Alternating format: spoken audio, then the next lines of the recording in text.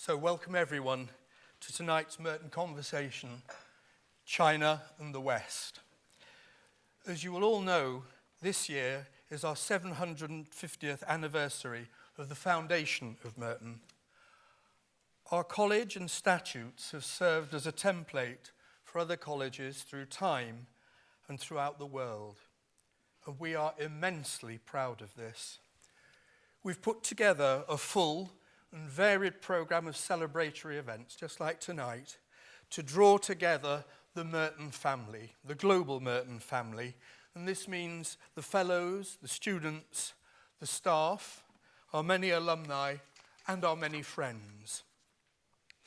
And the Merton Conversations are one of the major elements of our celebrations. They offer a forum to discuss world issues, and they also have an especially global facet to them. The first Merton Conversation was in Hong Kong, and the next one will be New York. But after that, things settle down, and we come back to London for the final 3 conversations. As most of you will be aware from our brochure, in addition to the Merton Conversations, the programme of celebrations include the special birthday weekend on the 13th and 14th of September, a summer ball, which is rather a special thing for us because we usually do winter balls, you may recall. And then there'll be numerous excellent musical events. So that is a little sketch of the celebrations programme.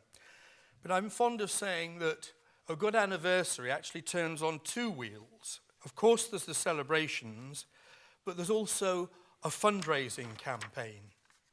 So before I welcome tonight's 2 discussants and our moderator, I should just like to give you a little bit of an update on the campaign.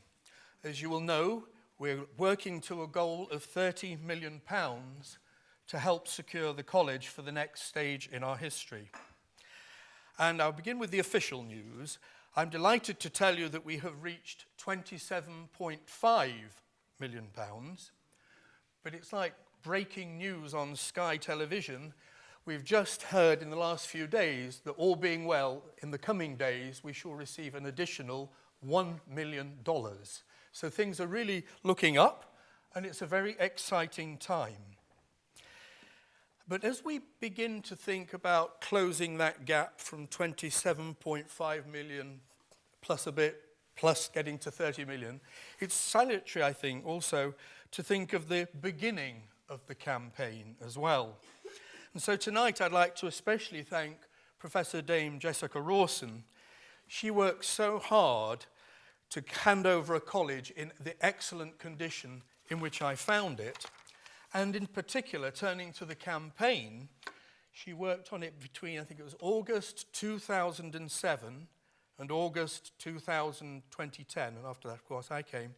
And in that time, she raised £13.4 million, which is roughly half the sum that I told you, the official news, as I call it. So thank you very much indeed, Jessica, for providing us with such a flying start.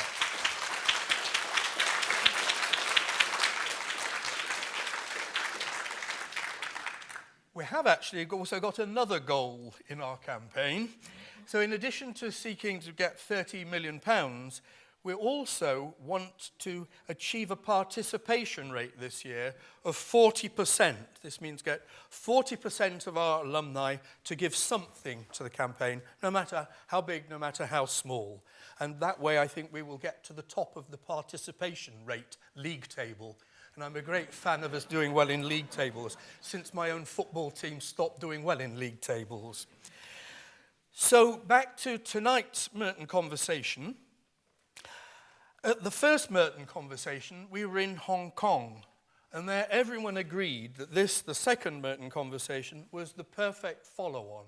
This is China and the West, and of course, for people in Hong Kong, they think they're in the perfect place for where China meets the West. So it really dovetails perfectly.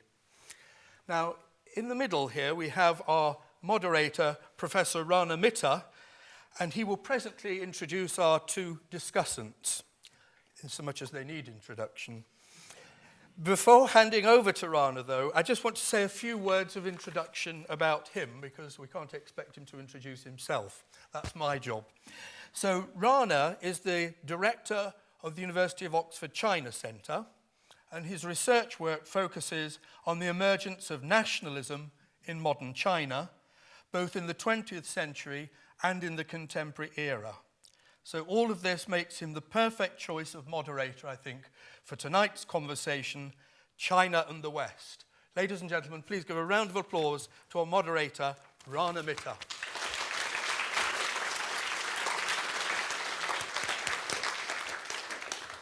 I think it was probably one of the least deserved rounds of applause for quite some time, Martin, but thank you very much for your very warm welcome. It's a great pleasure to see so many people here this evening, particularly in this setting, since Merton has been one of the colleges within Oxford University that has in recent years done the most for the study of China, largely due to Dame Jessica's wardenship, where the subject was certainly given a very high profile, but also in terms of legacy, because it has not one but two fellows working on modern Chinese subjects, one of whom I see is here tonight, Dr. Patricia Thornton, who works on modern Chinese politics, and also soon to be appointed a fellow in modern Chinese history.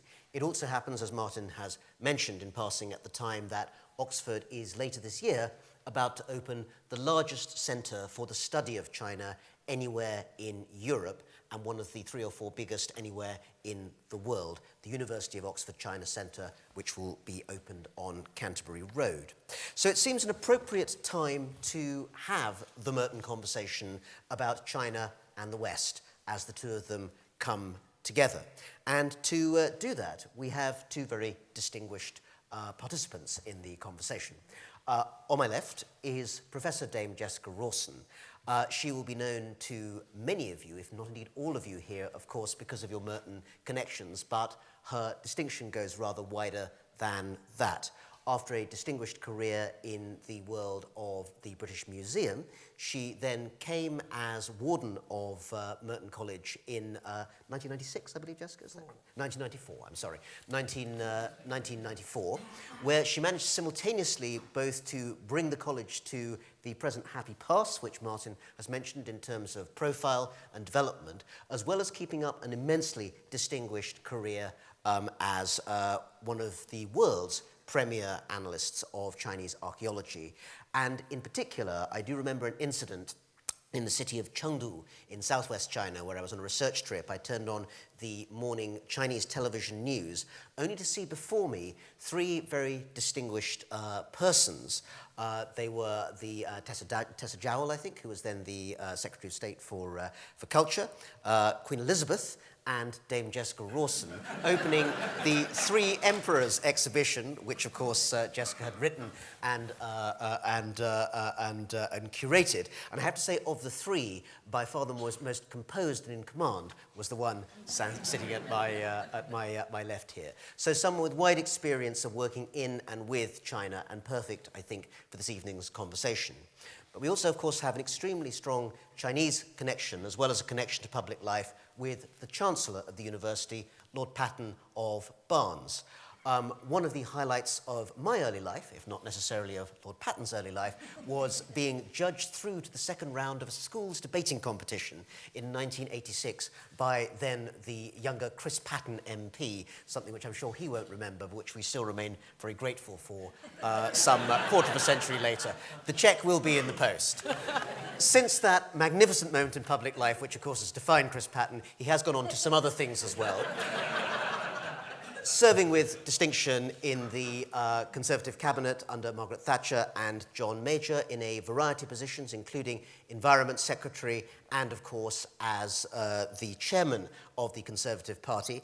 I think the phrase double whammy will always be associated with the Chancellor as one of his political legacies to the UK, along, of course, with his wide range of participation in government and public life. In 1992, of course, he undertook the task which brought him into the China sphere, so to speak, becoming the last British governor of Hong Kong between 1992 and 1997, and amongst other things, bringing in political reforms which made his tenure in that post particularly well-known and distinctive. Since then, he has taken up a variety of very significant public roles, including, of course, the reform of the policing system of Northern Ireland, the chairmanship of the BBC Trust, and last, but by no means least, the Chancellorship of the University of Oxford. I have to say, between the two of our guests, I think they have managed to fulfil pretty much every public role and receive every public honour that the UK has to offer, with the exception that I don't think that Lord Patten has yet given the Slade lectures, and I don't think that Dame Jessica has yet appeared on Desert Island Discs.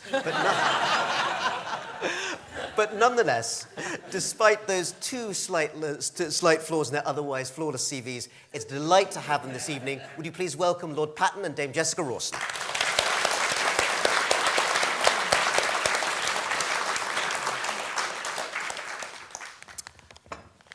Chris, Jessica, our subject this evening is China and the West and the relationship between the two of them. And I'm glad that we are, I think, now living in an era where the subject of China in the Western public sphere is rather more prominent than it was back in the 60s when, I think apocryphally, but certainly I think rather impressively, Charles de Gaulle was asked what he thought about China and replied that it was a very large country inhabited by many Chinese. I hope we can do a bit better than that tonight. But the relationship between China and the West is one that has contours, it has ups, it has downs, it has all sorts of interesting dovetails, we might say. I wonder if I might ask you both where you see the relationship going in the near future, and are you optimistic about the direction in which it's going? Perhaps I'll start with you, Chris. International relations experts discussing China today very often refer to what they call the Thucydides trap, which is, of course, a reference to the Peloponnesian War and the difficulty of accommodating, or the difficulty for Athens of accommodating the rise of Sparta.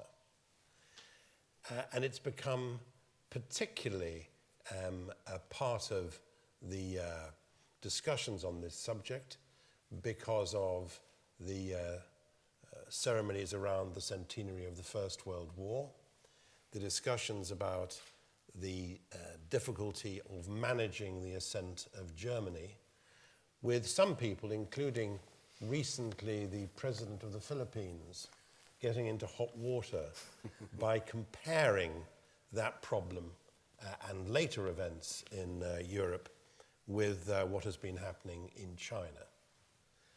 What it, of course, underlines is the importance of the relationship between China and the United States. The United States, a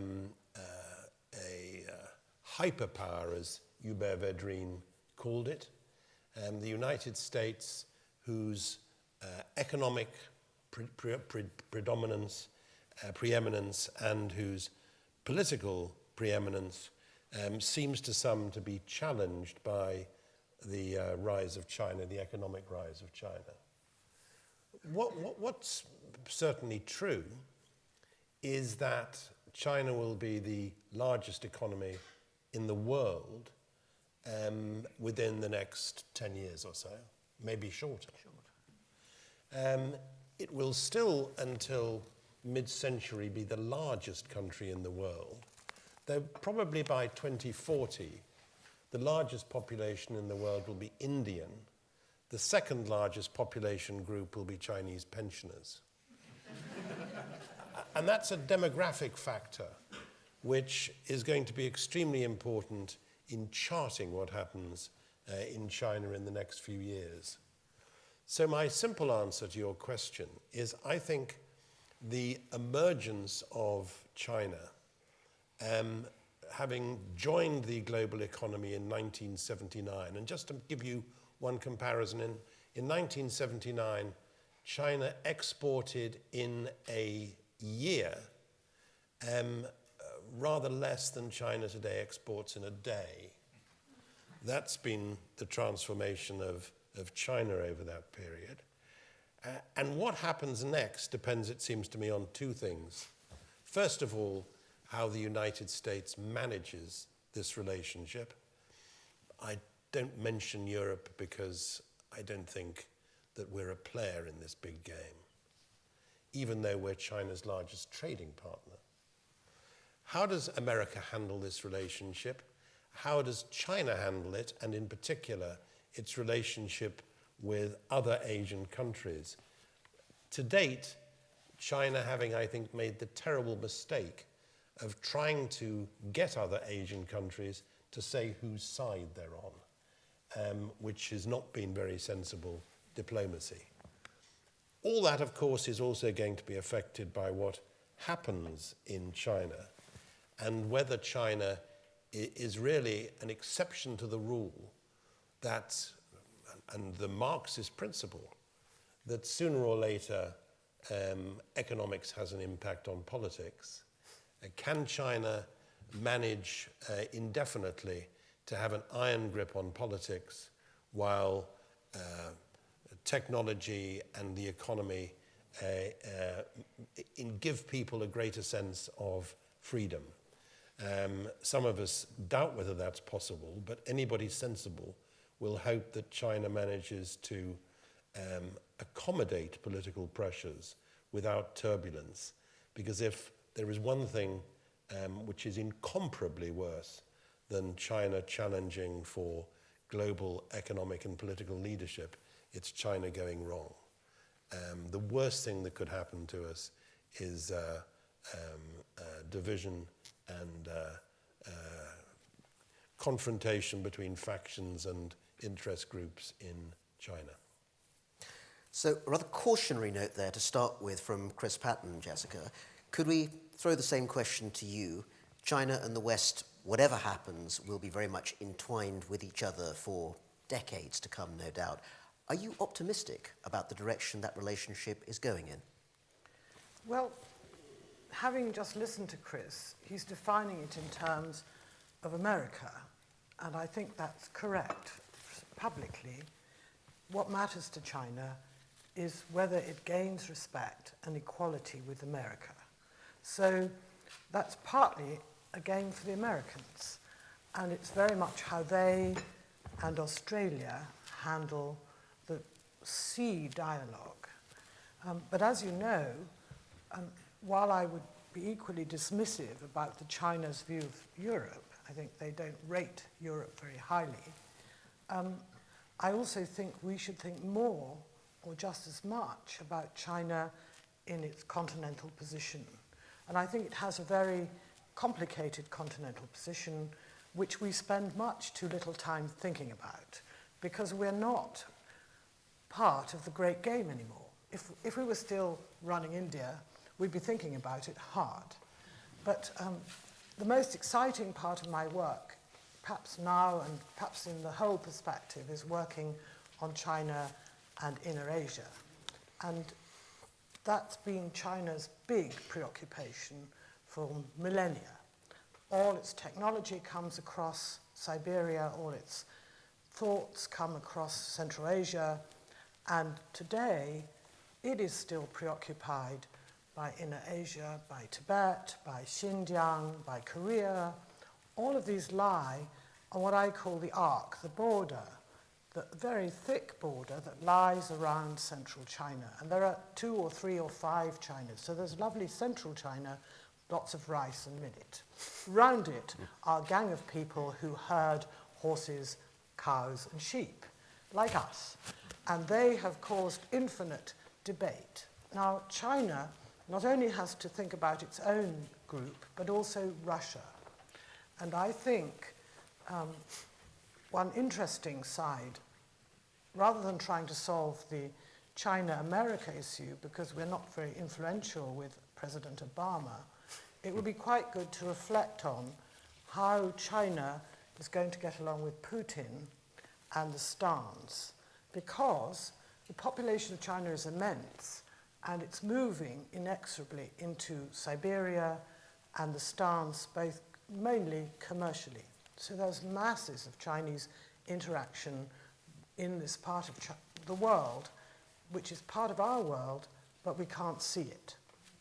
And I think that is something that we have always ignored. Europeans think you go everywhere by sea, but it isn't the case in Eurasia that you go by sea. You go by train, an aeroplane, camel, foot, all sorts of ways, and there's plenty of interaction now and in the past.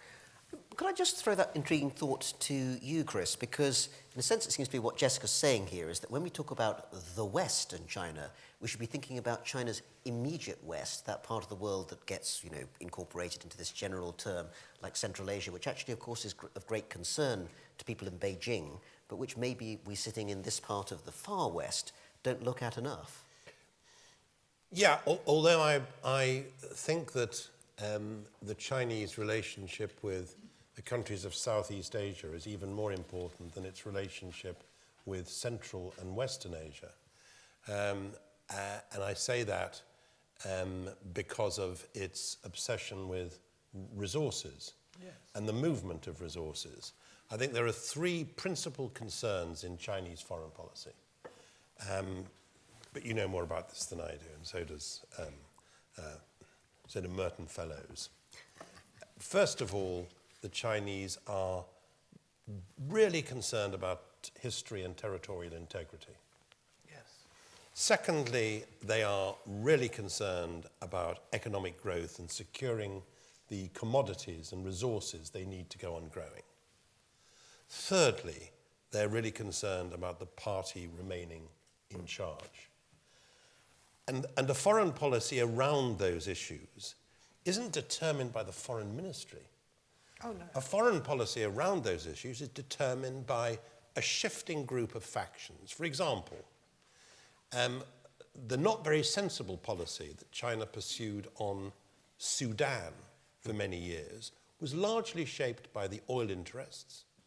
The main shaper of that policy was the head of the China National Petroleum Corporation, who then became head of security, a great friend of Bo Xilai, and now all the social media is suggesting that he's been caught up in the attack on corruption by Xi Jinping and the present leadership of the party, and undoubtedly that's partly because of his relationship with Bo Xilai. But it was very much an oil-driven policy in Sudan, not a policy driven by the foreign ministry. Now, given that concern about resources, the Chinese have put most of their additional expenditure, or a large part of their additional expenditure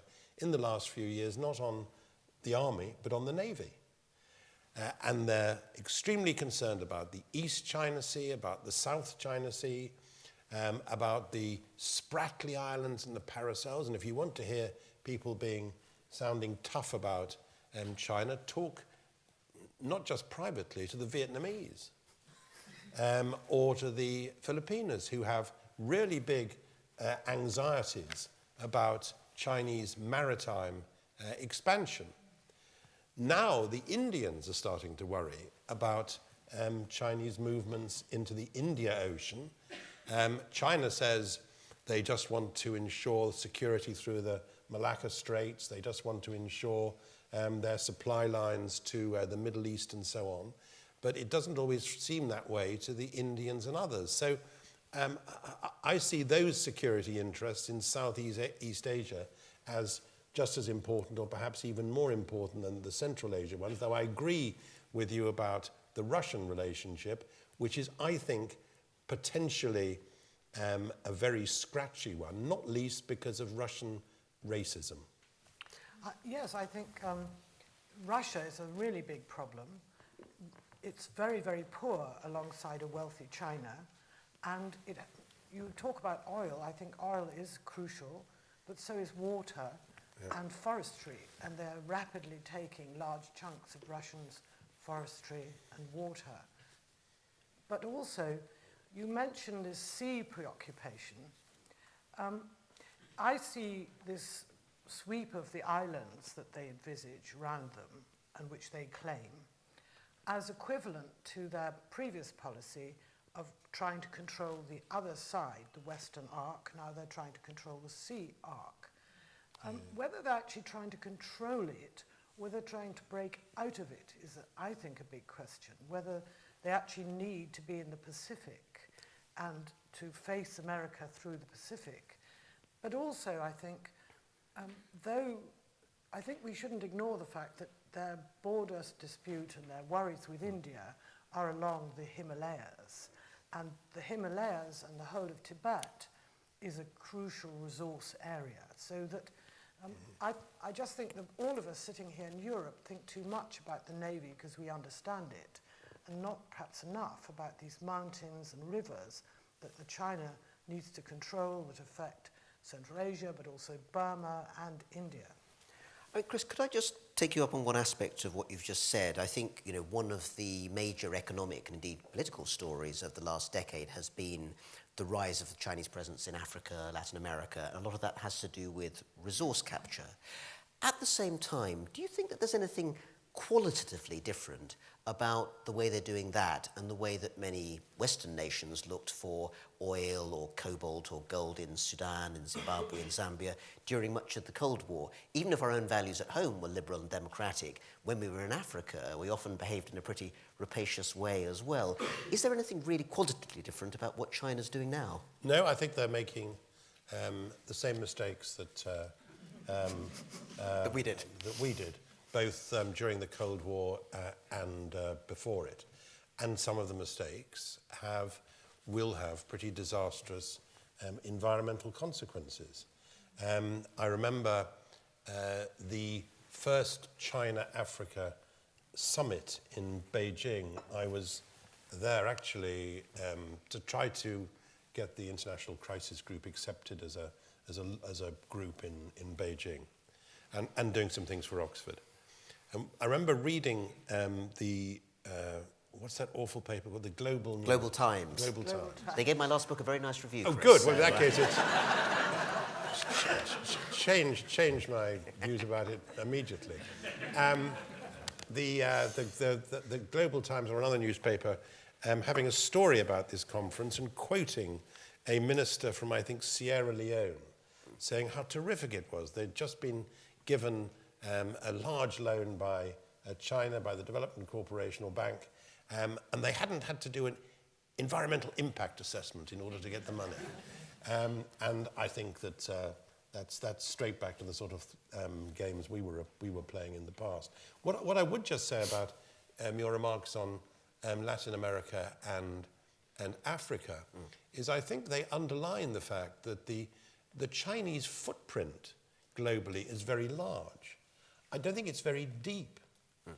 And I think one example of that is when you have to draw up a list of China's friends in the world, the straight down the line, solid friends of China, you get some pretty rum customers. You get North Korea, Pakistan, Venezuela. And Cambodia. To some extent, yes, too. You get Zimbabwe. The Chinese government gave a lavish party for Mr. President Mugabe's 86th birthday. So it's not a group of those who give you much soft power in the world. Although I'd have to point out that there was a point in the not-so-distant past when France was giving refuge to a whole variety of African leaders of a not entirely democratic bent, some of whom I suspect still live Yeah, but they had diamonds, come on. I mean, Jessica, I wonder if I could just take up this sea versus land point in a different way and bring in actually a rather splendid Oxford connection. Many, if not all of you, will know that just a few years ago, a historian named Robert Batchelor called up in the Stats of the Bodleian Library a rather mysteriously catalogued item. It just said a large map of China. And it turned out this was in fact something from the collection of a London lawyer of the early modern era called John Selden. It's become known as the Selden Map.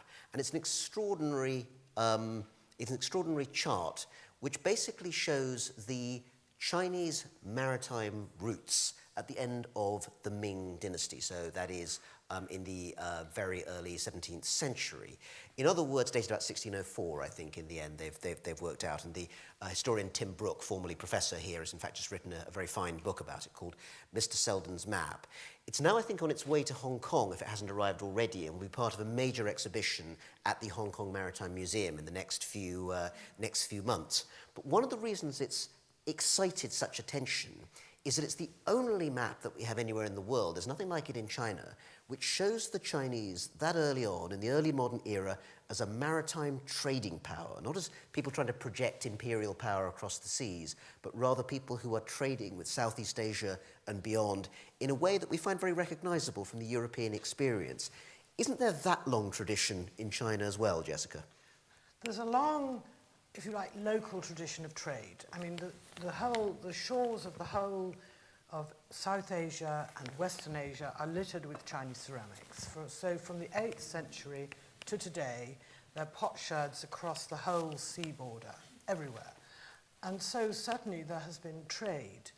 What is really extraordinary is there's been very little official navy, and there's this famous eunuch admiral who took his fleet, an enormous fleet, the boats far better than anything we could imagine, far better than a Western navy. This is Zheng He. Zheng He, all the way to the eastern edge of Africa, at which point he turned around. And the Ming dynasty decided they didn't need any more ships. So the official navy was cancelled because the majority of problems for China in the past have been the people of the steppe and the borderland who come in and mainly rule China. Most of China's dynasties, except the Ming and possibly the Han, are foreign. So this is an important feature to remember, that China's very good, and that's why I think keeping democracy out might work quite well. China's very good at ironing out the sort of wrinkles in their history and making it look very smooth. So there's a wonderful list of dynasties. I spent ages learning this as a young curator. But actually, if you check them all, the vast majority come from the edge of China, from outside China, and rule as foreigners in the seat speaking Chinese. So I think China has a very, very rubbery, enthusiastic way of managing things. The only thing I feel about you saying economy may change the politics is that actually what might change it is the computer-internet debate, the Twitter and Facebook equivalents in China. The tremendous debate that is now possible in China was never possible before. And because this image of China has been smoothed from the 1000 BC to now by official documents, we're now in an era where that won't ever be possible again, that there will always be people in China writing about their views on the state, writing about day-to-day life. And I think the big challenge will be what's been in the newspapers recently, the pollution. I mean, the fact is that it's absolutely dangerous to be in Peking at present. And large numbers of the wealthy that I know in Peking have bought different air cleaning machines for their apartments. So they've also brought flats in London, I think.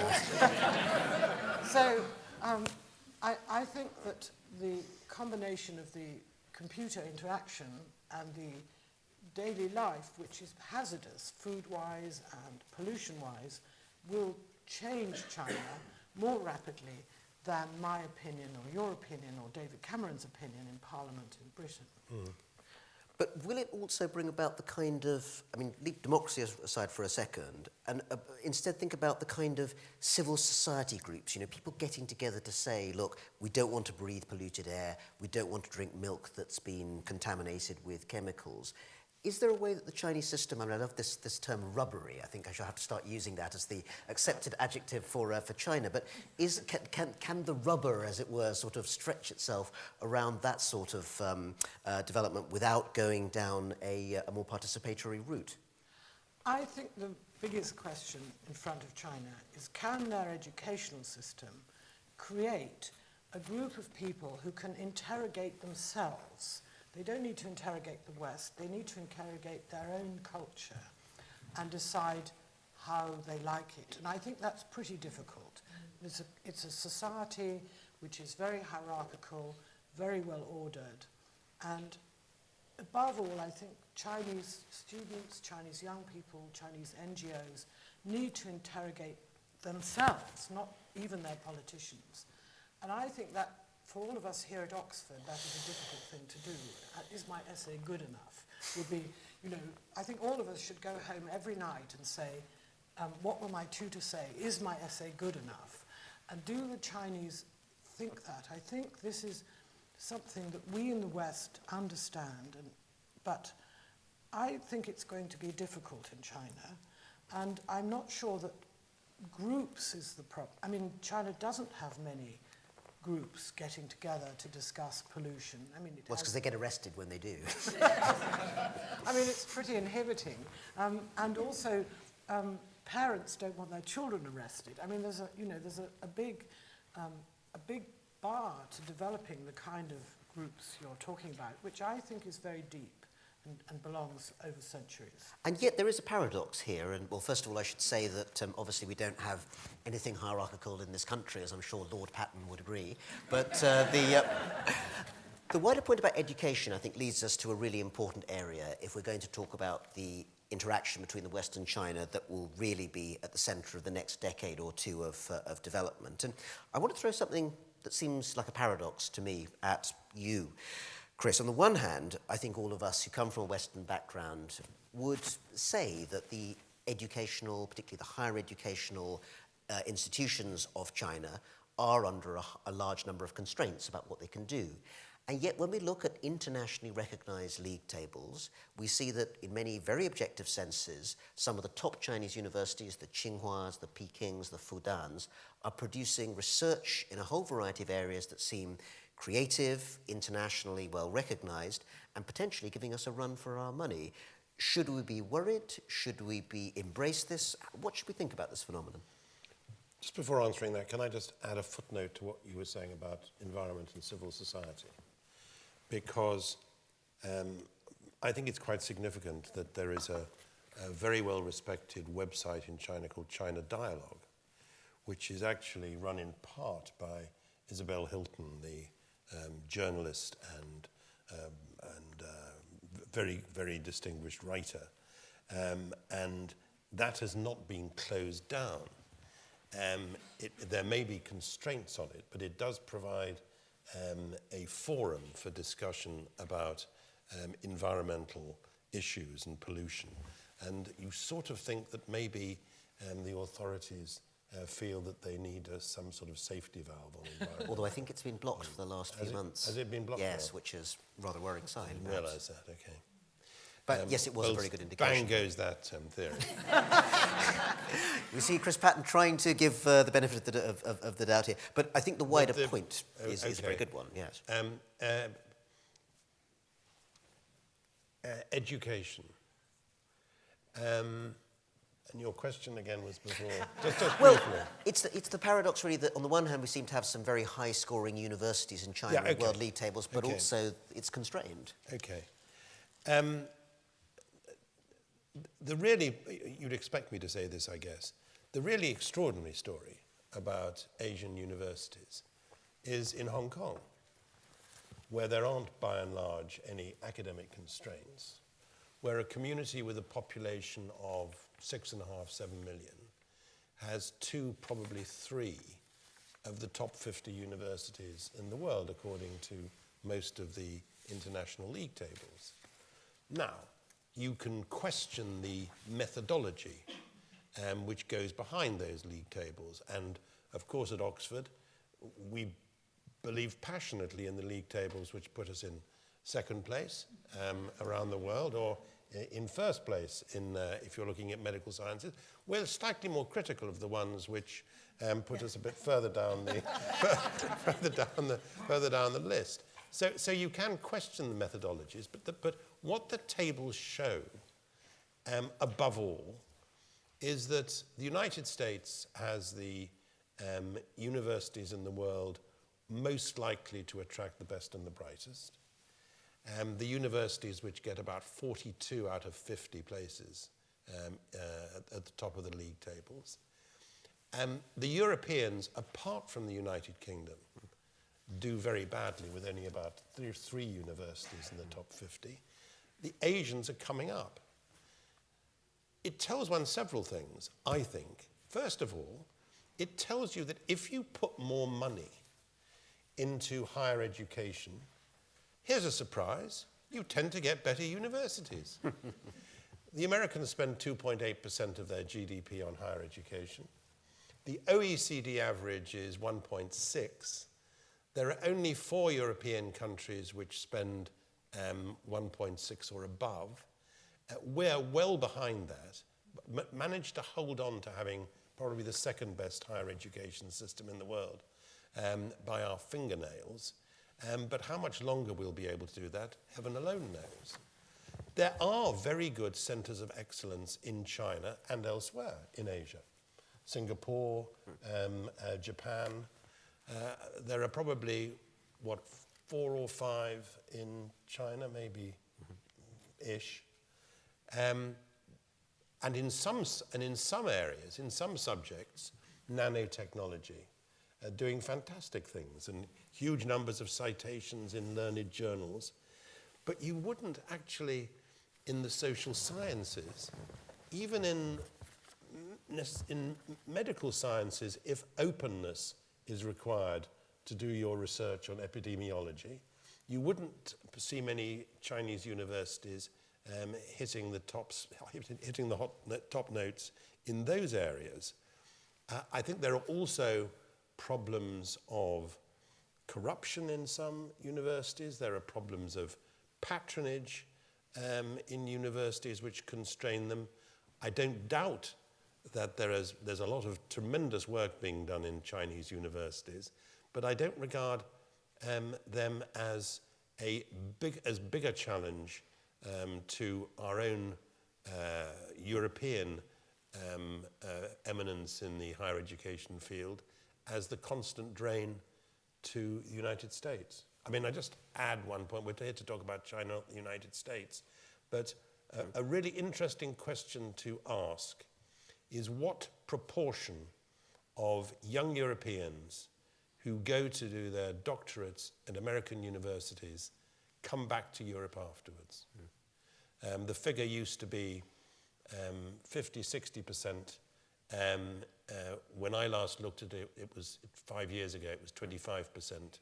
I would think today it's probably nearer 15%. And that's significant. Well, I would agree that the challenge is America and our own budget. I don't think China will, for quite a long time, be a major challenge. I mean, I sit at home and think sometimes how Britain is failing, particularly in education, and I think, will my grandchildren want to go to China to do a degree as they might today? Could you just gloss that statement a bit more, Jessica? How do you mean Britain is failing in education? Well, because of my experience as warden, I felt... Be very careful. I felt that the schools were doing less and less help for their children, their students, while we put a huge amount of effort, and I think did just as well as I left than when I arrived, in fact, perhaps better. I also think that over this time, the very clever, but this is not China, the very clever have become absurdly pressurized, and that students face a lot of pressures that I think makes university education complicated for them. So, but I think it's, as Chris says, it's the budget and the possibility of funding graduate students here above all. I mean, we probably can manage undergraduate education, but we're failing to educate enough graduates. And that, when I think about, for instance, China is insisting that Oxford subsidizes its scholarships. So if China gives a scholarship to a Chinese student, Oxford pays 50%. Should we be doing that? Should we not really be funding more British students or more European students? And I think we need to ask ourselves very serious questions about how we fund students. But if we take up that last point you've made, Jessica, and link it to this theme of China and the West, isn't the point of a university like Oxford that it should be in a position to take the very best students from China and from the UK and have them work with each other? It creates, the cosmopolis of what the best universities should be. Undoubtedly we should do that, but as you know, that has its complications. I have a large group of Chinese students and I integrate them with a smaller group of Western students. I think it's very important. But if we're to compete with America and China, we must seriously think what we think we're doing. And I think that's very strongly in the natural sciences and mathematics. I also think it includes social science and humanities, and we need to take it much, much more seriously than we have to date. I think it's too easy to say, I don't think China will overtake us very rapidly, but I think it's too easy to say we don't need to put more money in. We do need to put more money in.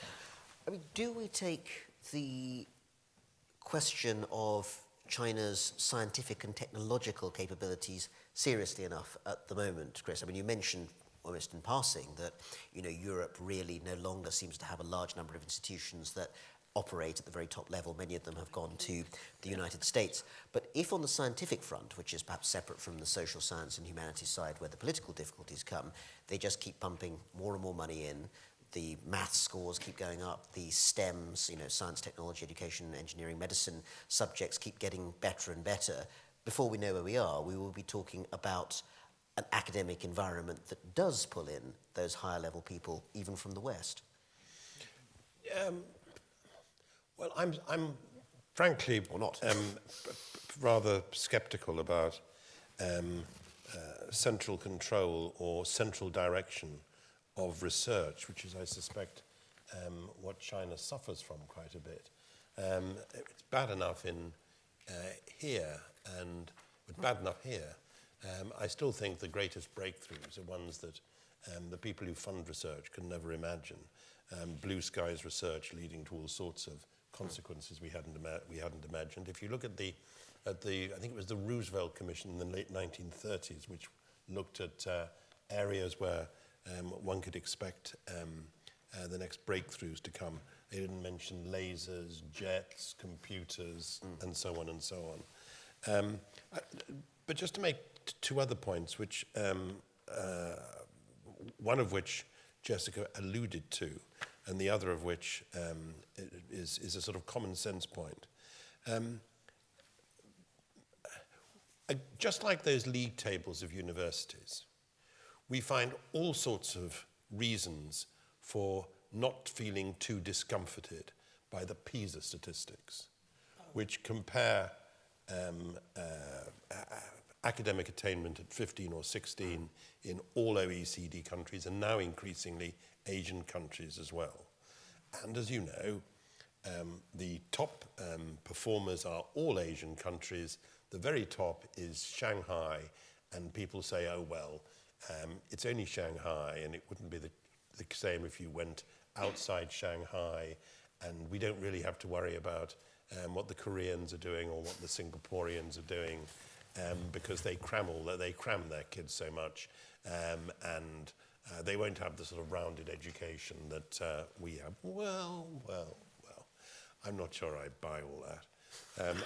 I think it's awful that we're so low in those tables for not just mathematical attainment, but for reading skills, for science understanding, general reasoning.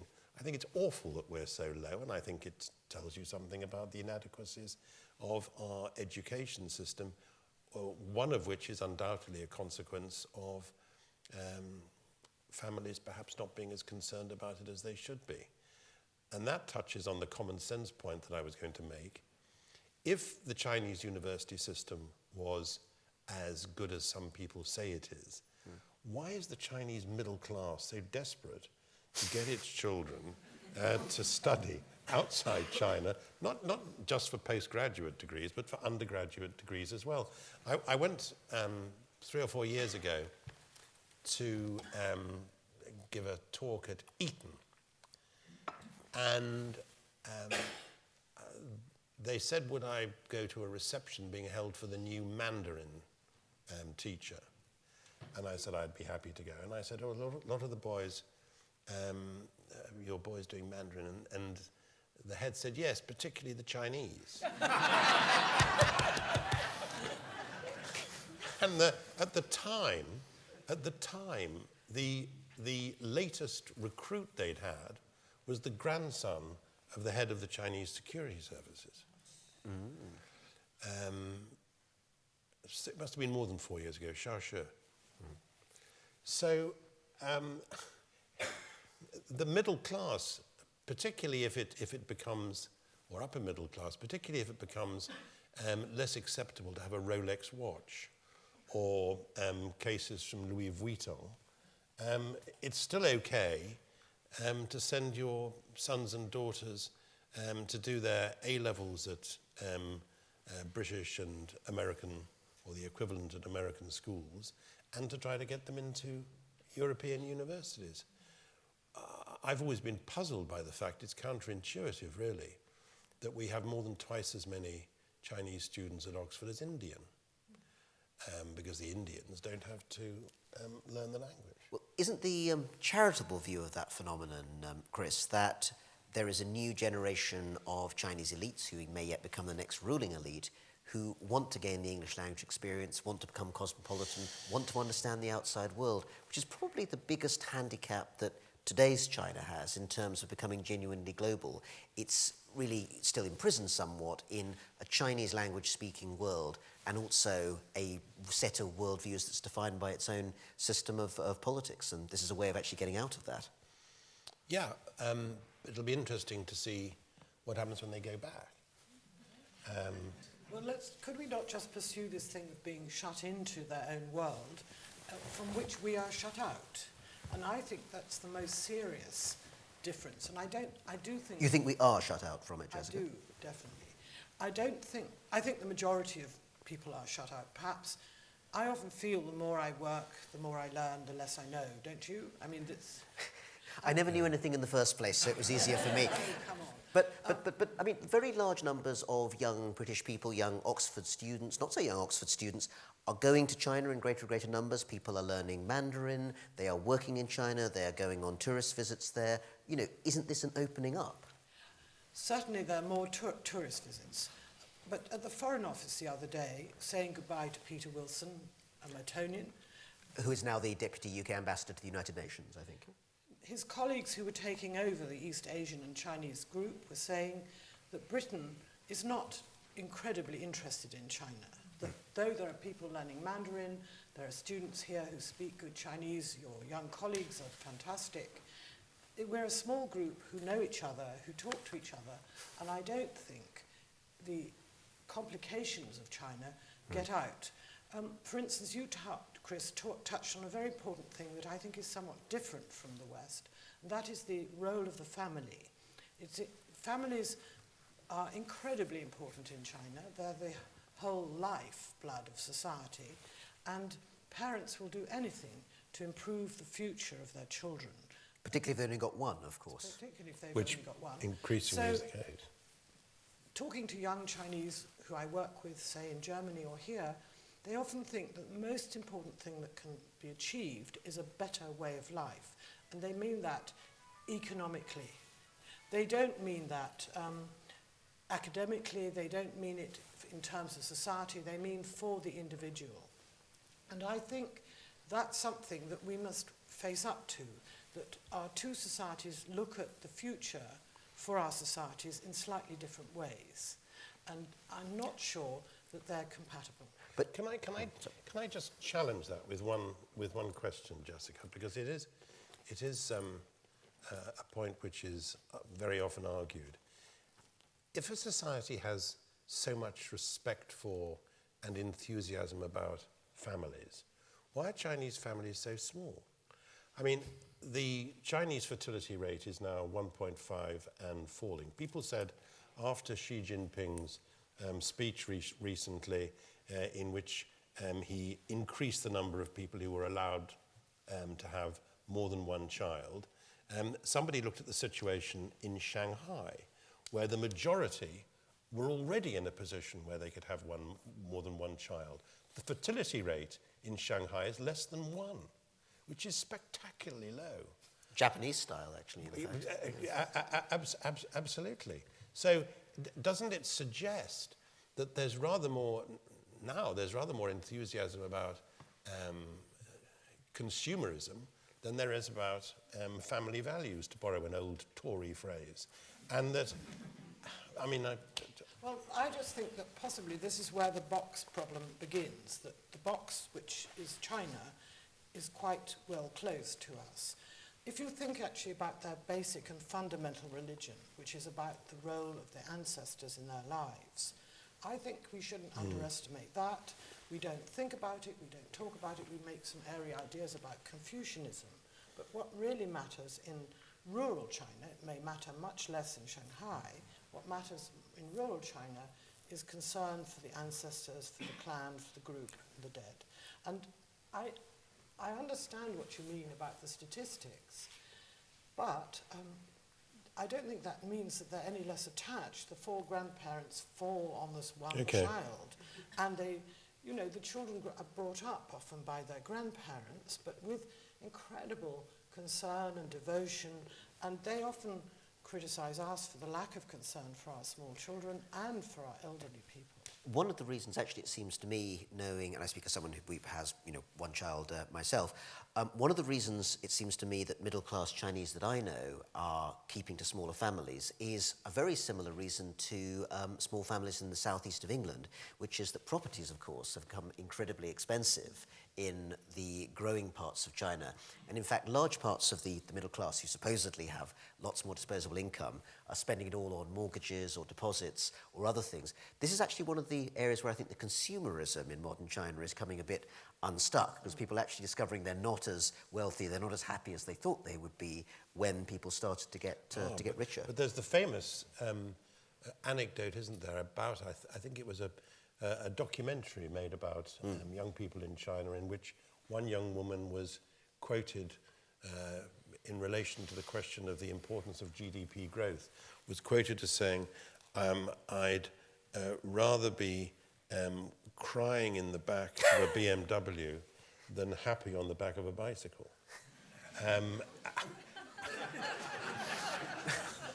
Now, I'm not saying... Are you endorsing this position? No, I'm just saying that it for me, I mean, I'm not moralizing about that, but for me it sort of indicated that maybe China wasn't so different from the rest of us as is sometimes suggested. But it might be that their consumerism is even greater than ours. I mean, I'm sort of implying that we're not weighing up our society and their society quite equally.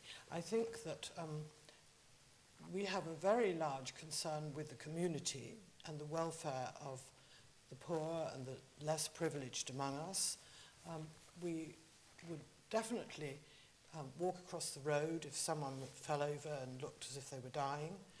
This is dangerous in China because people get caught into litigation if that happens. So that I do think that there are very fundamental differences, and I would like us to be both more respectful of China's difference. I think we don't appreciate sufficiently the enormous achievement of China's government in raising so many people out of poverty. I think that is one of the most stunning events of the 20th and 21st century. There can be nothing like it.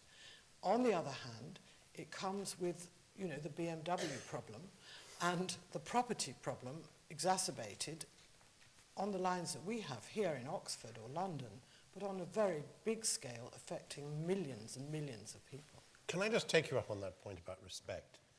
Because I totally agree with you that there are aspects of China's recent history, of China's longer run history, aspects of Chinese society which deserve huge respect and admiration.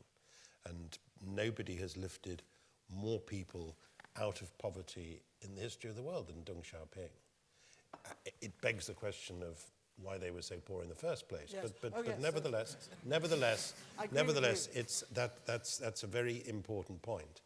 But I always used to feel really grumpy when I was told that I had to respect everything about China when China wasn't showing us very much respect. For example, the phrase that used to annoy me more than others, any other, was that we had to give China face on this or that issue. And I remember once saying to a Chinese interlocutor, but we've got face too. So that when the Chinese get into a strop because President Obama sees the Dalai Lama, or when they get into a strop about other issues which reflect our own value system and the way we do things in our own countries, I think that's the sort of interference in our affairs which the Chinese understandably deplore when we do it the other way around. Well, can I give you my historical explanation? Yes. Now I finally get to say it. Let me go back to the Chinese soup bowl. In the middle of China is the middle of China, where it's very, very prosperous in the ancient times. But round about it, from the Bohai Bay, across the Inner Mongolia, down through Gansu, across the edge of Tibet, to Yunnan and Burma, there are a group of people who live quite differently and herd animals. And they're the people China has had diplomatic relations with for 3 millennia. And they invariably describe them as hopeless barbarians behaving badly, invading China, and need to be put in their place. Now, we have had diplomatic relations for the last 1,000 years with France, or Germany, or Italy. And on the whole, we think their food is better, their education is better, their sophistication in clothes are better. We like the continentals some of the time, but we don't... Did you ever read the Daily Mail? Well, but the elite have gone on grand tours and so on. We have not, by and large, described them invariably as barbarians who drink milk and can't be trusted with the government. So I'd actually see China as having quite a handicap, that its long diplomatic relations with the Turks, the Xiongnu, the Huns, the Avars, the Ranyuan, whoever, have always been in very negative terms, even the Koreans. And Japan has been too far away a lot of the time to develop a proper discourse. So that China's discourse with its neighbours has been deplorable for a very long time. I mean, that's part of the deal. If you're Chinese, you tend to suspect the people around you may not be so good, even if they rule you. And I think we should mention in this the Chinese tendency to talk about their 100 years of humiliation. Yeah. And for which Chris was personally responsible, I think. well, the Europeans have done a few things, but as you say, we don't want to ask too much why China found itself in this position. We don't need to discuss their own internal problems that led to many, many difficulties. But the Chinese seem to me to emphasize too much negativity about us, about their neighbors, about their past.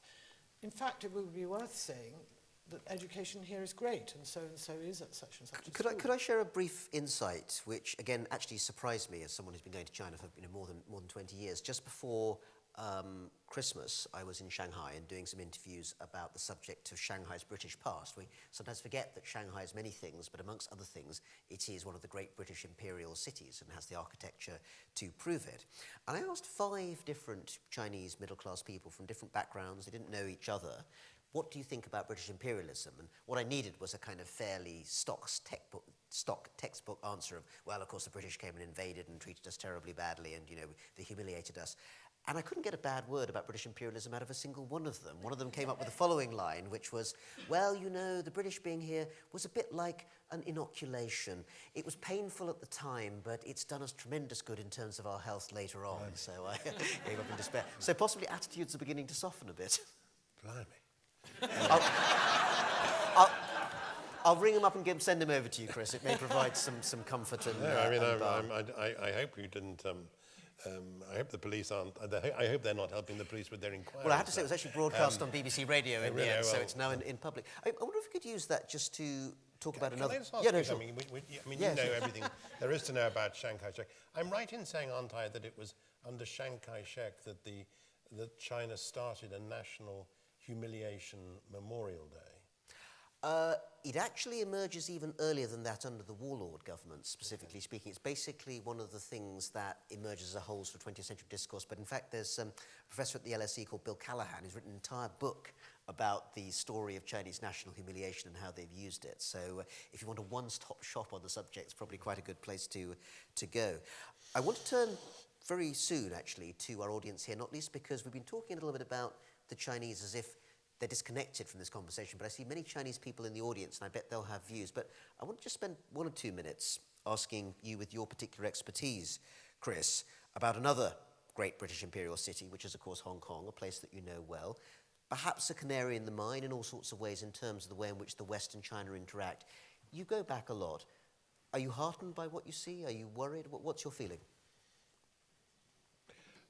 I always thought that the worst that could happen to Hong Kong was that it would become simply the richest city in China. And I don't think that has happened because there is in Hong Kong a real sense of citizenship. And I think much more than in a lot of allegedly democratic cities elsewhere in Asia. I think there is an understanding of the relationship between prosperity and economic well-being and civil society, freedom of speech, freedom of worship, a pretty decent, by and large, uncorrupt civil service, a pretty decent legal system, due process, independent courts. So I think I think Hong Kong has all the attributes of a free, plural society, except for the ability to choose its own government. I mean, it's the only society I can think of which is liberal but not democratic. And I think it's managed to remain that, despite maybe some question marks about recent developments. It's remained that because when people feel that their values are being threatened, hundreds of thousands of them go out on the street. I think peacefully. And I think that that's recognized both by its own government and by Beijing.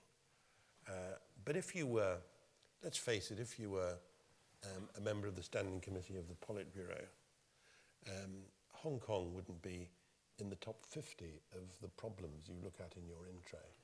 I mean, it's a good story, not a bad story. And yet there are always, rumours in the air that Beijing is putting more pressure on the top leaders in Hong Kong, that they want it to be a little less lively, a little less democratic than it is yes, now. I think that's probably true. But I also think that there is, in parts of Hong Kong, in parts of the Hong Kong business community and elsewhere, there is a tendency to try to preempt what they imagine China's behaviour would be, or China's attitude would be. And I think that they would have been better advised to simply go on and do what they thought was best and in their own interests, and see what happened. I mean, Jessica, well, apart from anything else, I've heard rumours that liberal but not democratic was a good description of Merton under your wardenship, I'm sure. for the greater good of the community. For the greater good of the community, of course.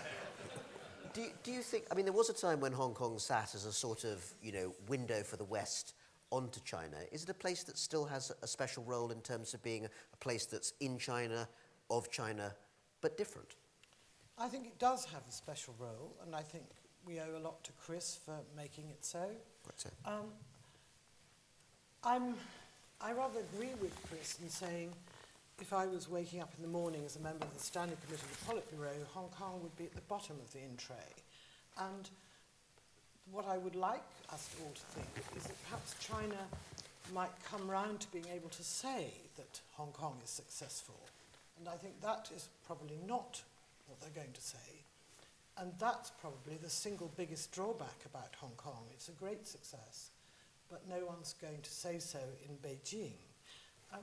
I also think we haven't mentioned Japan or Singapore very much, and I think we should say that those are Asian countries that have succeeded many ways to achieve a good modern life for their populations. I do not think either of them are our kind of democracy. I mean, they're very different states, and I think we should draw back from expecting democracy all over the place. I think we should be able and encourage others to say where the successful places are. I mean, that we should be able to celebrate Hong Kong, Japan, Singapore, and you haven't mentioned Taiwan, but actually, as education terms, I think they're as successful as Hong Kong. Yeah.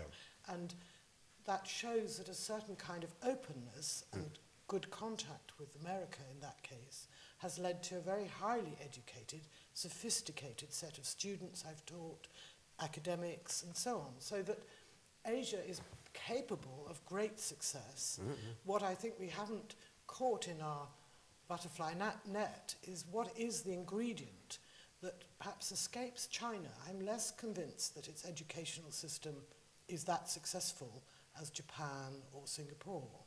And I think we need to hope that China will learn its own way to open up and be slightly more successful, and it will never be America or Britain or Germany. I mean, that I think we're not going in that direction at all, and I think that's an insight that wasn't in the West 20 years ago. They all thought there was greater social rapprochement possible. I think it's out of the question. Can I ask you, because you know about, sorry. No, please. Because you know a lot about Japan as well as about China. What do you think it is about the Japanese which has made it so difficult for them to avoid the sort of provocations? And it's a very successful society which produce so much scratchiness in the relationship with China. Well, I think if you go back to my more historical perspective, China, in much earlier periods, viewed itself as the superior from which these countries, Korea and Japan in particular, took philosophical and intellectual leadership and adopted their style. And in all cases, both Korea and Japan have tried to remain separate. They have not wanted to be colonial appendages of Great China. So there is an inherent, let's do it differently, and they're an island sequence like us. And if you go into the greater detail, you know, their warfare and military life is very different from China. It's not nearly so organized in the heavily centralized way that China's is. And they have preserved other aspects of Asian culture much more thoroughly. They have preserved the small houses, the independent groups of people living, the way they arrange their daily life, the table setting. Everything is held more in an historic web, and I think they feel pushed around. We cannot, I think, expect any Asian country, China included, after all, if we ask why does Japan not bow and scrape about the war, one could also ask the same question about China. Why does it not express concern about the Great Famine? You know, I mean, these are things that are very deep questions, and we shouldn't ask them to do things which clearly lie outside the possibility today for both China and Japan. Although one should point out very briefly on that actually there have been significant periods, even over the last century, when China and Japan have actually had much better relations with each other. They don't tend to hit the headlines at that point. But one of the curiosities about Mr. Abe, the current Prime Minister, is that the first time he was in for just a year or so, he actually managed to patch up the relationship with China rather successfully, which makes it even more noteworthy, to use a neutral and objective term, that this time round he seems to have really, pushed the accelerator pedal in terms of the relationship between the two on a rather more negative front. But don't you think that that is rather like us in France? We have our moments. And I don't think in recent... I don't think... Actually, I don't want to monopolise the time here between the conversation between the two of you. I think the great difference is that in 1945, in essence, the North Atlantic resolved its historical questions. There will not be a war between the United States, Britain, France and Germany in any meaningful sense. I don't think there'll be a war in Northeast Asia either, but the fact is that 1945 was not a neat tying up of the end of a historical story in Asia. The ends are still very ragged, they're very raw, they've not been tied together, and that's why we have, you know, warships and fighter pilots doing all sorts of, frankly, ill-advised things in that small patch of water. I do think that it's almost the most important modern difference between Europe and Asia. That in Europe,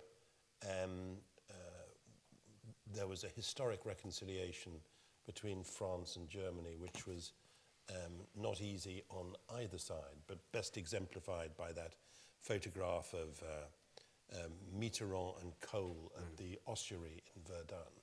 There's been no similar reconciliation between Japan and China, which is one reason why the United States has had to stay so actively involved in the region. And I think that's, it may be that one is, that there isn't, that it's understandable, but quite difficult to understand when you consider how much Germany has fessed up to its own history over the last few years in a really thoroughly honourable and civilised way. And one is slightly nervous about Mr. Xi Jinping, I think, arriving this week in Germany, wanting to go to the Holocaust Memorial, which one suspects has more to do with his view of Chinese politics than of German politics. That was turned down by the Germans, that Xi Jinping is not going to Holocaust Museum. So Merkel's government is saying, cool it down, please. We don't want to be involved in your spat. I don't think we're going to see Asia resolve its problems overnight. I think they might be a small explosion in the Far East. I think it's unlikely that either side really wants to precipitate a major confrontation. But then some people say that about the First World War. Exactly.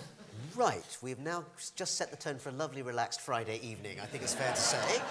And I think it's high time at this point, let no one accuse me of not being democratic. It is time, as we would say in the Chinese Communist Party school, to 打成一片, go and become one with the masses. And we're delighted that we have many masses here tonight from the Merton alumni and others. Do we have roving mics? I think we do.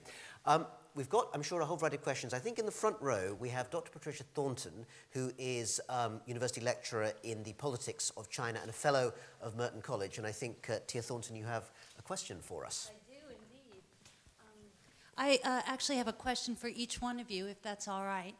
In your 1998 book, East and West, you had a series of rather speculative observations about Hong Kong and in the place of China's rise. And I was just wondering whether you feel that those speculations have been borne out or not, and why.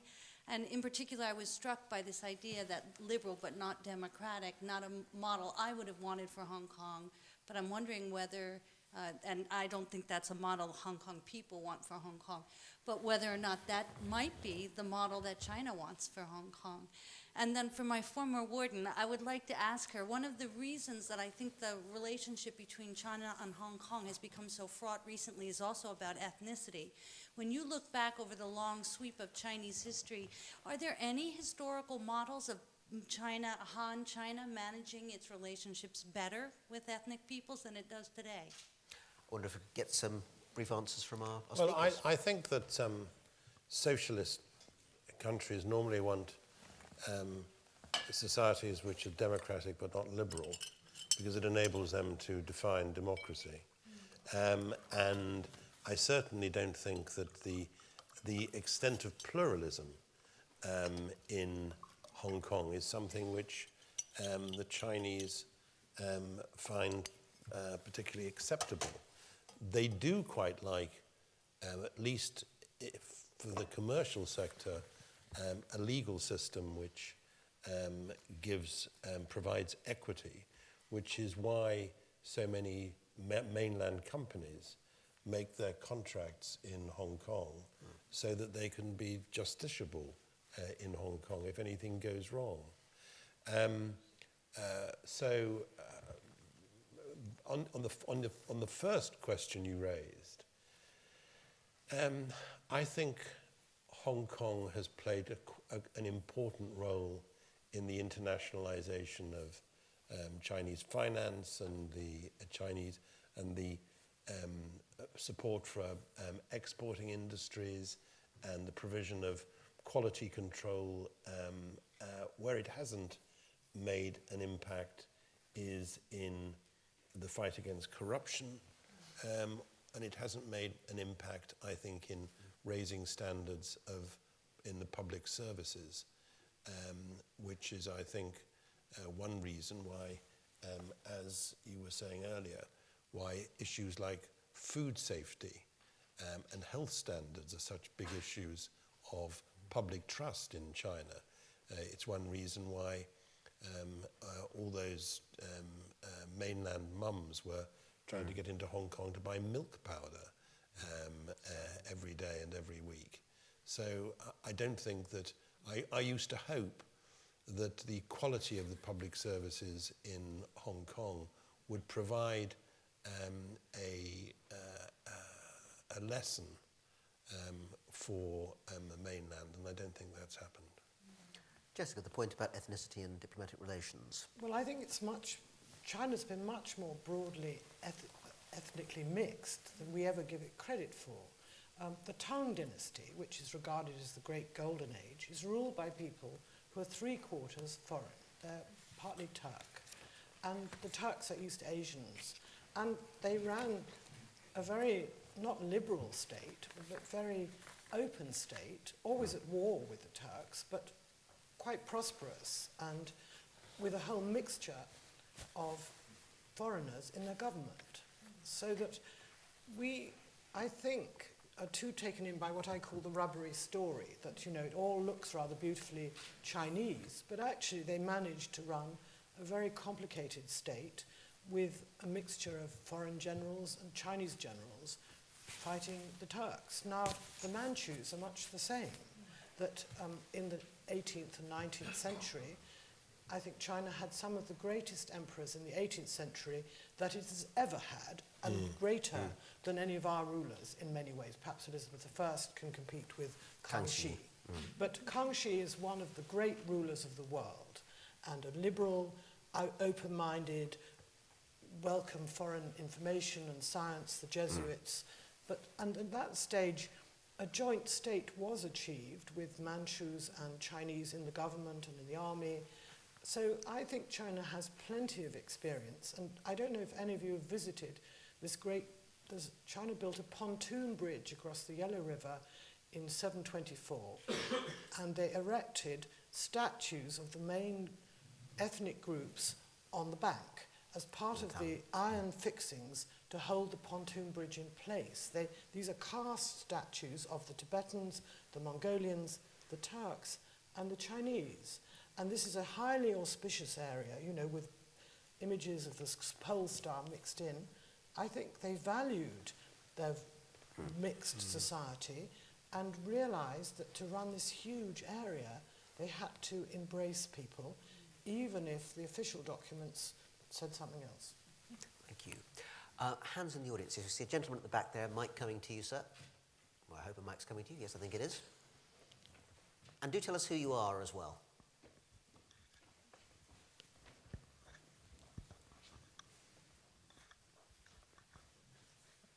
Good evening. My name's Eden Highcock. I'm graduated from Merton about two years ago now. And thank you for a very interesting discussion. I was thinking, if you look in Central Africa, there are hundreds of miles of smooth Chinese-built roads, which you could compare to the thousands of miles of British-built railways in India. And in fact, if you look at China's trading interests abroad, there are certainly comparisons with British trading interests in the sort of 17th and early 18th centuries that later on began to form the British Empire. Now, we in the West are still dealing with the historical fallout from our imperial actions. And my question is, do you think that China would recognize that historical parallel and be anxious to avoid the same kind of issues? Do you want to take that one, Jessica?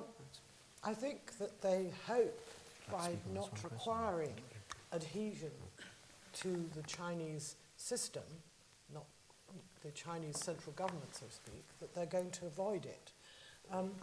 I think we will see not fallout, but reactions and change and mitigation or arbitration about how the Chinese control of these areas lessens or increases. It can't just stay as it is. At the moment, it's on the increase, and every part of the globe has large injections of Chinese finance, and it affects the economy, not only of Africa and South America, but the whole of Central Asia, the large parts of Southeast Asia, and of North Asia.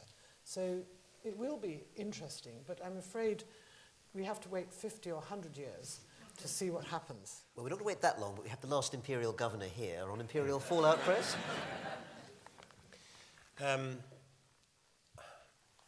I think the Chinese are very resistant to accepting an argument which is in part a consequence of our own experience. They're very reluctant to accept the importance of good governance as providing the framework within which you try to encourage economic and social development. And I go back to Sudan to give an example of that.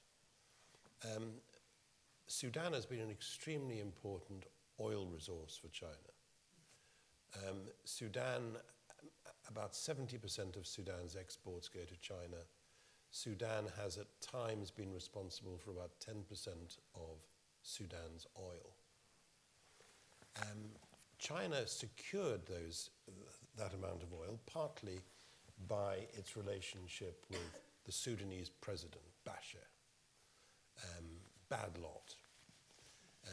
They gave him cover at the UN over issues like Darfur. They provided lots of armaments. Think the West and Mobutu as a parallel. The problem was that the Chinese didn't do enough research on what was happening across Sudan and on Sudanese history. There has inevitably been a breakup of Sudan, with the South going its own way. And guess what? The majority of the oil in Sudan is in the South. Mm-hmm. The leader in Sudan, when the Chinese authorities had picked up that this might be of some consequence, was invited on an official visit to China. And he's taken to an armaments factory, which they think is a sensible thing to show him. And he's shown a consignment of military equipment, which is going to Sudan, but they hadn't actually checked to whom it was going. And they showed the South Sudanese leader the consignment of weapons that were going to Khartoum. So for years, I used to be co-chair of a group called the International Crisis Group, and we used to try to suggest to the Chinese Foreign Ministry, who didn't, I think, need much persuading themselves, but to others as well, that good governance issues weren't just a way in which the West was trying to stop them getting involved in Africa. Issues, it sounds incredibly boring, the Extractive Industries Transparency Initiative, which was all about trying to ensure that countries like Angola spent their oil resources on development rather than on the Sao Paulo stock market, in the president's name. They've been very resistant to accepting those issues, which are part of part of the lesson we've learned from our own colonialism. I don't want to keep people from drinks and canapes, but we do have time for a couple more questions, and I see more hands going up. The mic there. There's a lady right there at the back. Is the mic near there? Shall we have you? It's coming right to you. Yep. My name's Alana Weston. I graduated in '94, and I'm interested to ask a commercial question.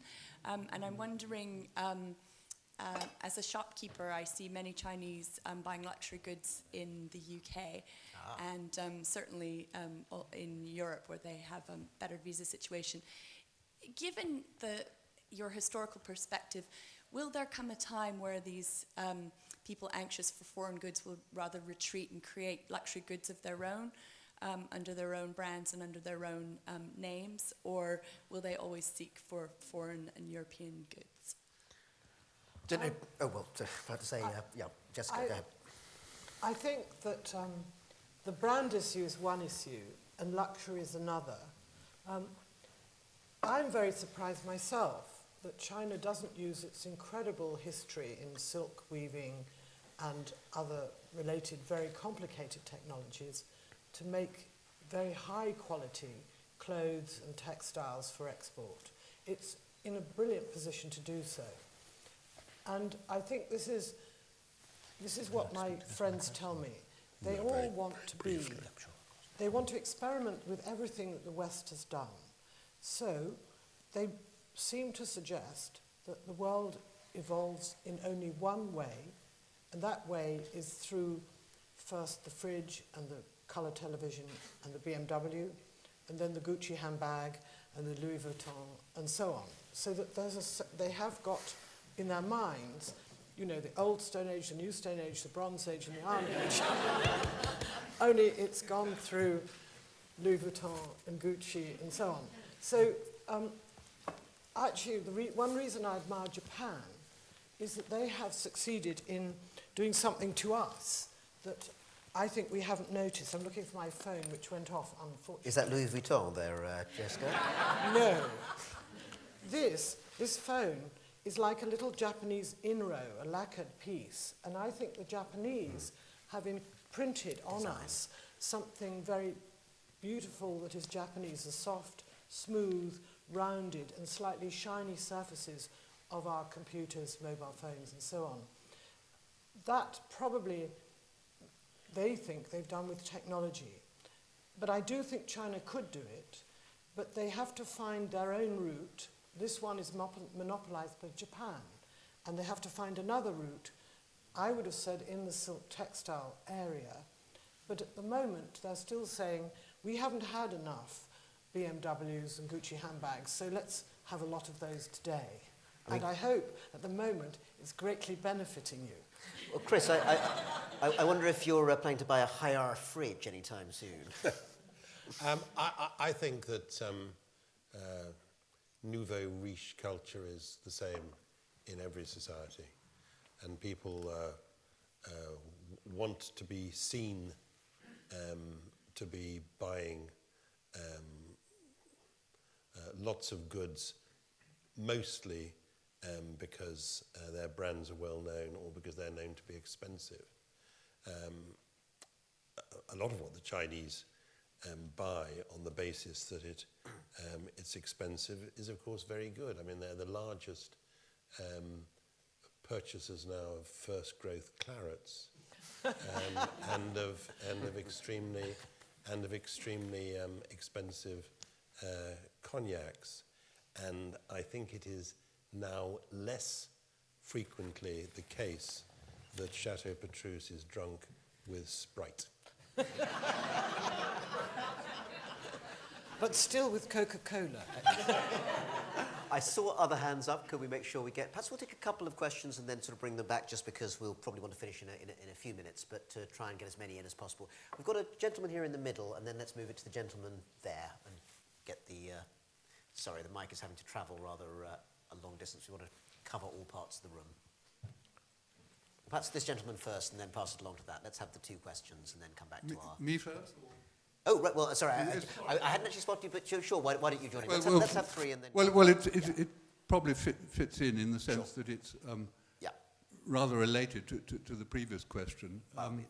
You mentioned consumerism, and certainly many people in the West would argue that the Chinese economy has been and still is hugely unbalanced, in the sense that they have been exporting on a massive scale, they've been investing internally on a massive scale, but consumption and by and large your average factory worker isn't drinking Petrus, I imagine. But the consumption has very much taken a back seat, and this has given rise to really rather acute problems in the West. People would argue that it's one of the factors underlying the financial problems from which we're hopefully now emerging. Would you say that that imbalance is generally perceived in China? And if so, are they likely to do anything about it? So, okay, economic imbalance and domestic consumer growth. Could we just move the microphone along and get all the questions just to make sure you're all in, and then we'll go back to our panellists to answer as they see fit. Yes, sir. And do tell us who you are again. Yes, I'm Tony Lohman, former physicist here at Oxford, Merton. My question is also economic. Chris, in his opening remarks, commented that the second largest demographic group in the not too distant future will be Chinese pensioners. And it was also commented that the rates of children 1.5 or less. I wonder if our speakers could give us a thought on how those two factors together may influence both not just Chinese economics, but global economics in the next few years. A very nice link point, thank you. And I think the last gentleman we had over here, let's get your point in as well, sir. Yes, Michael Edwards. I graduated from Merton in the 1950s. Could you speak directly into the microphone, sir? Sorry? Could you speak directly into it, or we can't hear you? Go ahead. Yeah. Sorry, yes, go ahead. Also, an economic question. The West has been fairly complacent and thinks it has gained from having its cheap consumer goods made in China and exploiting some luxuries in return. The Chinese, with their education system, are extremely well placed to make big advances in high technology industries. And I look forward to the day when they are the world's major manufacturer of motor vehicles and civil airliners. Aren't we sleepwalking into some kind of economic disaster by not having any strategy to deal with our economic relationships with China? So actually three rather nicely linked questions there about different aspects of China's economy, the question of whether or not it's investment over consumption, the question of demographics, the question of different sectors, including higher value, aircraft sector and so forth. Chris, could I turn to you first for some thoughts on that? Well, the first point, the question about the lack of balance in China's economic performance was made most notably by the last Premier, Wen Jiabao, who used to talk that the Chinese, I think, customarily like enumerated lists. I used to be called the triple violator. Wen Jiabao had the four uns, that the Chinese economy was unsustainable because of its dependence on resources from outside and because of what was happening to the environment, that it was unstable because of corruption and other factors, that it was unbalanced because of the extent to which the eastern provinces were doing better than the western, with household income in eastern provinces, I think, almost 3 times the size of western provinces, and uncoordinated because of the point you're making about the imbalance between consumption on the one hand and the amount of money going into profits, to whose benefit, and manufacturing exports. If you look at the figures, for example, for the 10 very rapid years of growth after 1997, the Chinese economy going like a train, but remuneration as a proportion of GDP fell from 53 to, I think, 41% during that period. It's a pretty rum definition of communism, in which such a large proportion, in which GDP is increasing so rapidly, but the, quote, workers, unquote, aren't getting much back from it. So to have an economy in which such a huge amount of wealth is going into about 11% is going into buying low-yielding foreign assets, like American Treasury bonds. 11% doing that, and only about 35 to 40% going into consumption. It can't last forever. It is uncoordinated. And the Chinese are trying at the moment to increase the amount that goes in consumption by increasing spending on health and welfare, among other things, and in other ways. But it's a really unbalanced economy, as Premier Wen said, with, I think, not as many resulting changes as he would have probably wanted. On demography, I think there's another factor which is just worth pointing out, that there are 6 male babies born for every 5 female, which is going to have some effects in the medium and longer term. I guess the most obvious consequences are the Chinese will have to spend a huge amount more on the elderly, living longer as we will, he said with feeling. But only, I think, about 1.5% of the retired at the moment living in any sort of care institutions, but there'll be a much bigger burden for the state to carry and for families to carry. And of course, the Chinese will move more rapidly than any other society ever has from labour surplus to labour shortage. And that is going to have quite a big impact on labour costs, which is one reason why so many factories are now moving from sometimes back to the United States or Europe, but particularly to other Southeast Asian countries like Vietnam.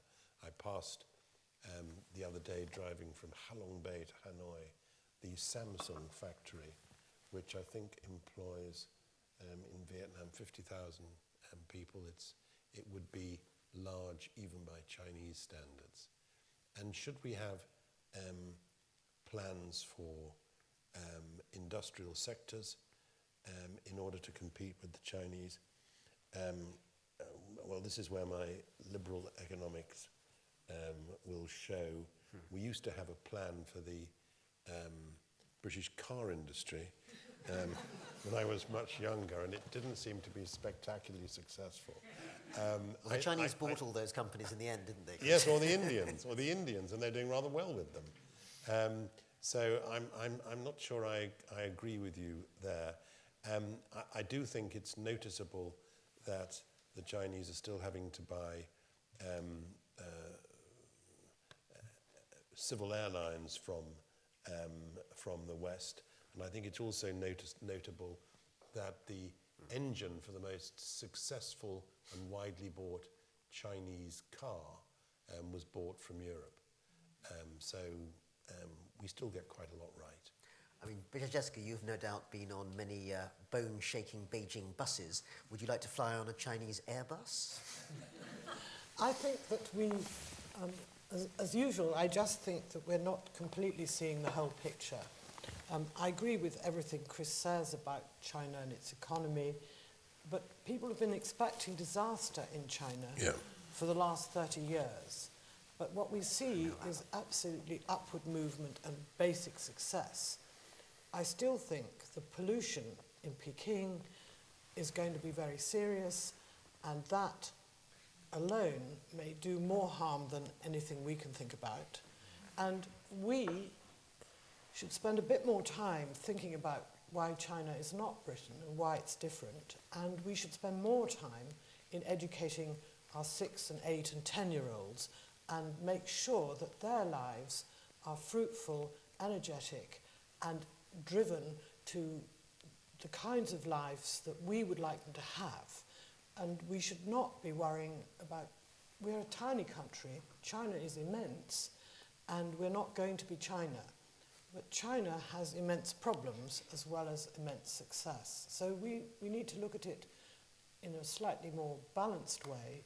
We cannot just start up a new car industry.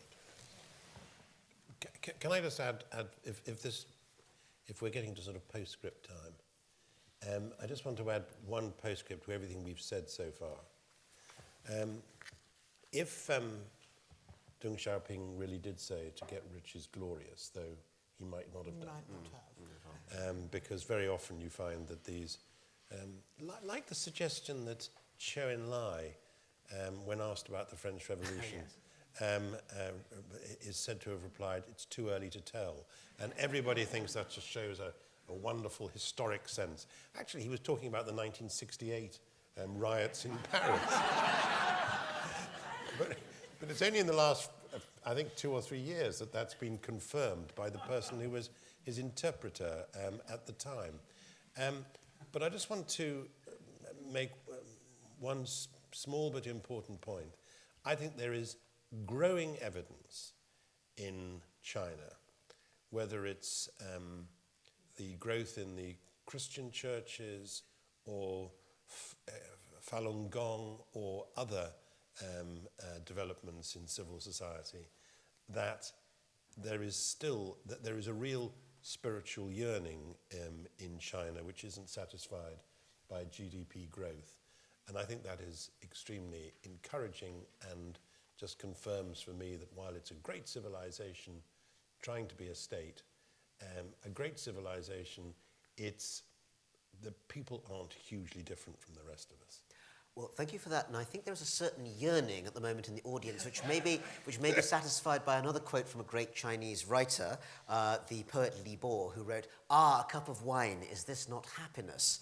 But before we get to that moment, in a moment I'm going to hand over to the Warden. Could I just say I think we've had a fantastic conversation this evening that has ranged everywhere from the plains of Eurasia to the vagaries of car manufacturing in the present day, through history, geography, anthropology, and economics, and probably several other fields we haven't mentioned. I think we couldn't possibly have had that without two of the most wide-ranging and thoughtful speakers you can imagine. So could we thank, please, our two speakers, Dame Jessica Rawson and Lord Patten. Thank you.